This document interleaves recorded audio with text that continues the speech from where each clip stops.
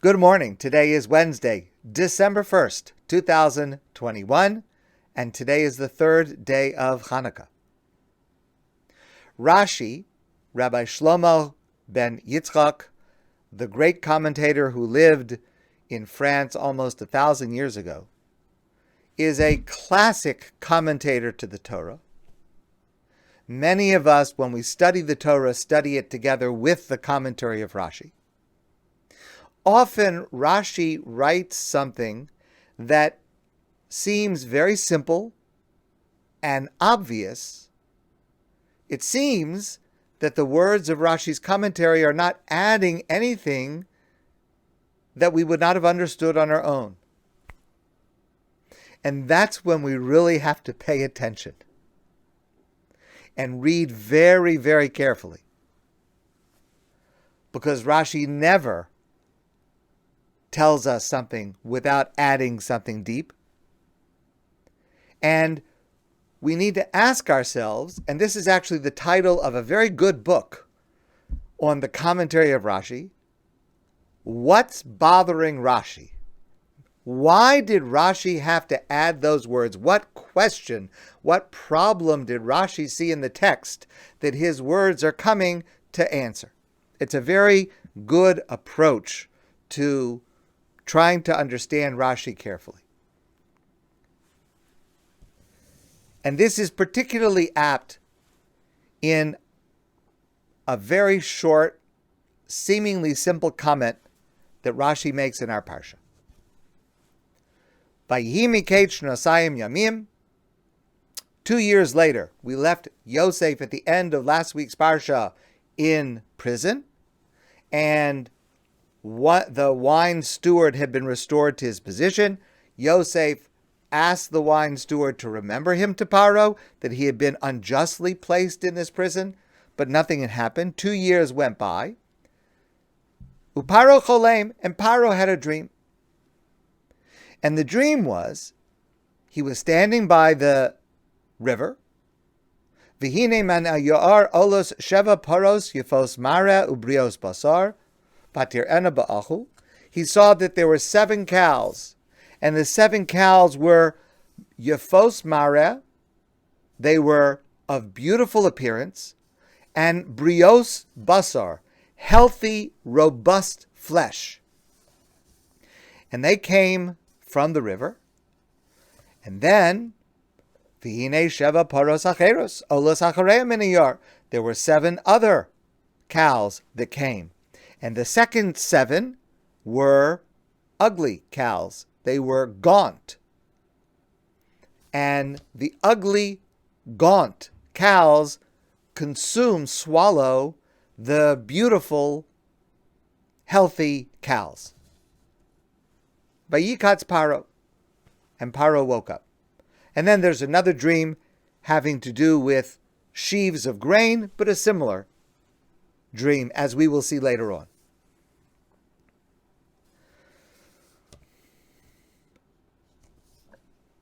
Paro understands that this is some kind of message about his empire, about his rule, and the rest of the story, he calls Yosef. Yosef interprets the dream.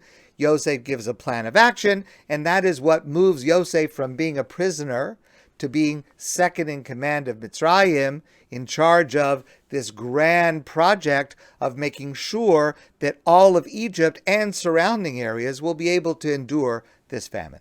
But let's look carefully at the words that describe the dream.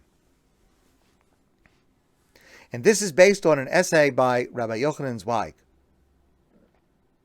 So Yosef interprets that the 7 robust cows represent the 7 years of plenty.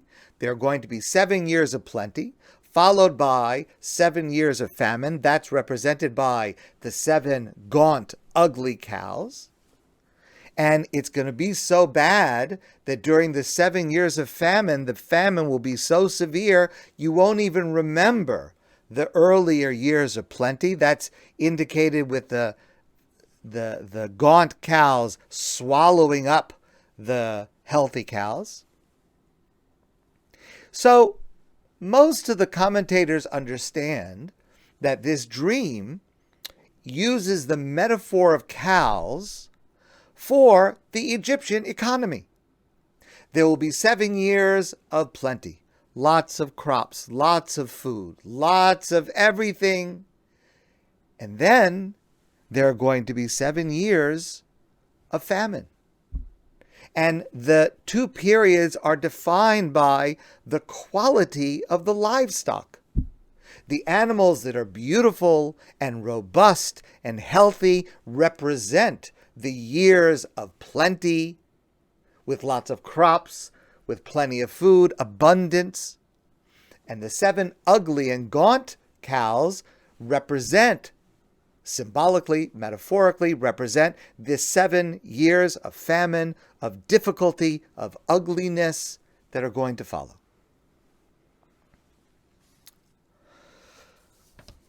Rashi says a very simple comment, and I'll just say this personally, I don't want to speak for anybody else.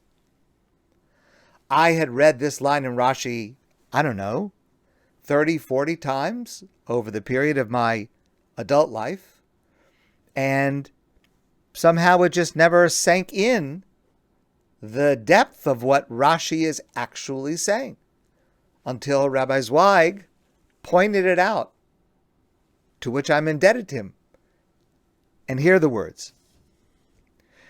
The cows, the first 7 are Yefos Mara. They are beautiful. They are robust. They're healthy. Simenhu Limei Hasova. This is a sign, a metaphor, for the years of plenty. Shahabrios Niros Yafos Zulazu, that the people will appear beautiful one to the other. She'ein ayin beria tzara b'chaverta. We will not have a situation during those 7 years where one person is looking at another person and is seeing ugliness, is seeing bad intentions, is seeing negativity. In other words, what Rashi is saying is the 7 cows don't represent the 7 years, the crops of the 7 years. They represent the people during the 7 years. In other words, what Rashi means to say is, in the first 7 years, people will look at each other in a positive way. People will look at each other and they will see others different than them, of goodwill, of positive motivation. And because they are looking at others in a positive way, they will feel sova, contentment, plenty. The years of plenty are not based on how many bushels of grain are collected. They're based on how each person is looking at the other person. It's an incredible insight, because the simple way to look at this is simply that the cows represent the state of the agriculture. Rashi says, no, the cows represent the state of mind of the people. Sova Gadol, great abundance and contentment and satisfaction and plenty. That means a time when people are able to view each other favorably and generously. The truth is, there's a line in the Midrash written much earlier that supports this. The Midrash says about this time period being described in the dream, Ahava v'achva ba'olam. It's a time of love and togetherness, brotherhood and sisterhood in the world. Brios basar, robust flesh of these first 7 cows means that they have a healthy disposition. If a person does not have self-respect and can only gauge their accomplishments in terms of others, they will always be threatened by the success of others, and they will never be able to rejoice in their own. The attitude of Sova Gadol is that I can look at what someone else has and be happy for them and assume their best interests and their best intentions, and that is going to allow me to feel more content in my life.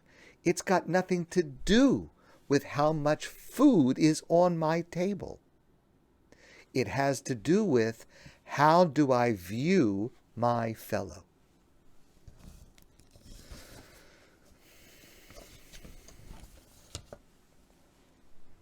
Rabbi Zweig writes, it is in this state of mind of people looking favorably at each other and not the amount of food they have that defines the years of plenty. That's the lesson that Rashi is teaching. The words of Rashi seem so simple, but the lesson is so deep. It's a completely different understanding of what brings satisfaction and a sense of completement and fulfillment and plenty to a person.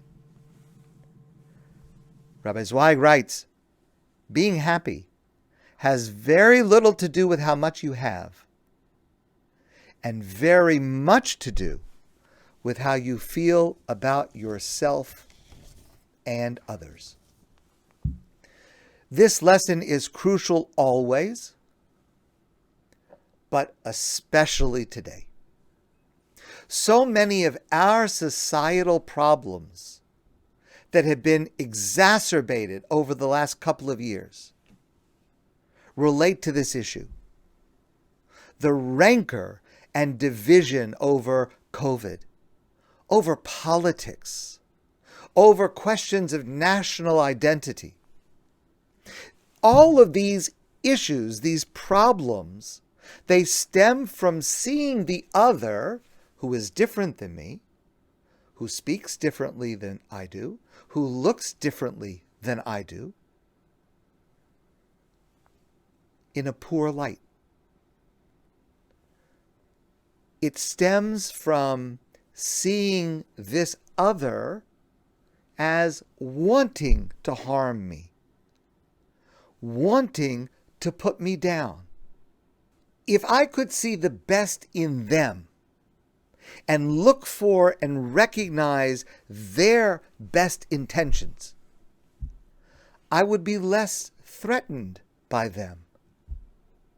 And our disagreements, while they may remain passionate, need not become volatile.